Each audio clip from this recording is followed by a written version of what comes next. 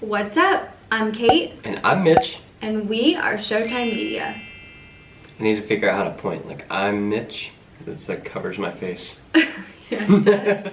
Maybe just don't point. I have to. I think you used to go like this. And I'm Mitch. Wait, what's from the show? This guy. The Office. What Who has two thumbs and hates Todd Packer? This guy. So funny. Sorry. Okay, so we are back with another YouTube video, and this week we're going to be talking about email marketing. With a different background.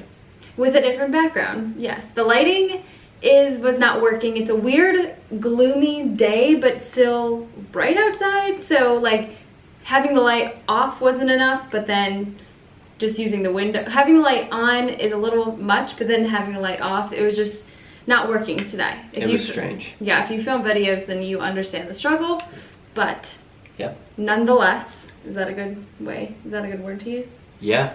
Nonetheless, we're going to still talk about how to use your email list effectively, how to market to the people on those email lists, on that email list, and use it as a sales channel for your business. So yes.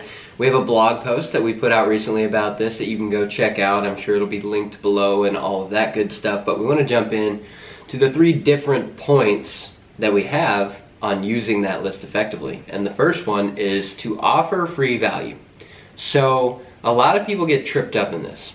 They know that you need to offer free value whenever you're creating any sort of marketing material, but the problem is the free value oftentimes isn't good enough. It's not a strong enough value to the audience for them to take action on whatever it is you're asking them to do.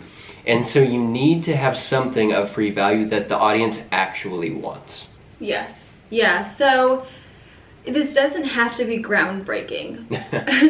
Just an easy way to figure out what free value you can provide that's going to be helpful is figure out what questions that your customers or your audience is already asking you and address that in your PDF.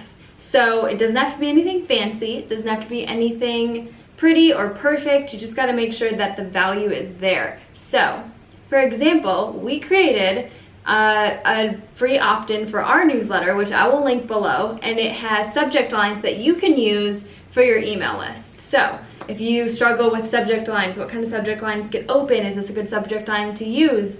We created tons of different subject lines for you to either get inspiration from or copy directly. So those will be linked, but that will be linked below, and that's just a great example of a way to create free content that's valuable. Definitely. That's really the only way is ask questions or answer questions that your audience is asking. What are the biggest problems they have? What are the biggest pain points they have? What are the biggest points of confusion that they might have? And solve those in some way that is then going to lead them to seek more information from you. Yep. So what's the second way that you can utilize that email list? Send out a consistent newsletter. So this can be newsletter that has value. Someone that does a really, really good job of this is Donald Miller. He sends out a newsletter that has a video attached to it that is him talking about a specific topic, and that's the only place that it gets published is this newsletter. So we could honestly film a video like this and give it to our newsletter, and if you subscribe to the newsletter, you only get this. Some people give out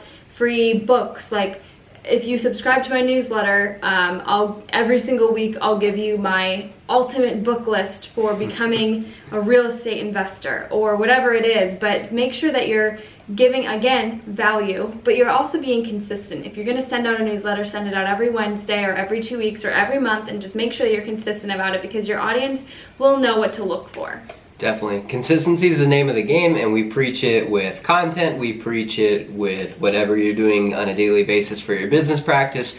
We preach it in email marketing. Whatever you're doing, you need to do it consistently so that your audience knows what's coming. And you spent a little time talking about the third point, which is super important as well, is offer something exclusive. Don't offer the same thing to your email audience members that you offer on your Instagram feed. It's not exclusive. Nobody thinks they're special for subscribing to your email newsletter. Make those people feel like they're special. Make them feel like they're a part of your tribe by offering things that you only get if you're a part of your email list. Yeah, so this could come in like discount codes, or it could be, like I said, free value that you're not posting anywhere else. I'm only going to talk about this topic through the email. So if you want to be a part of it, make sure you subscribe.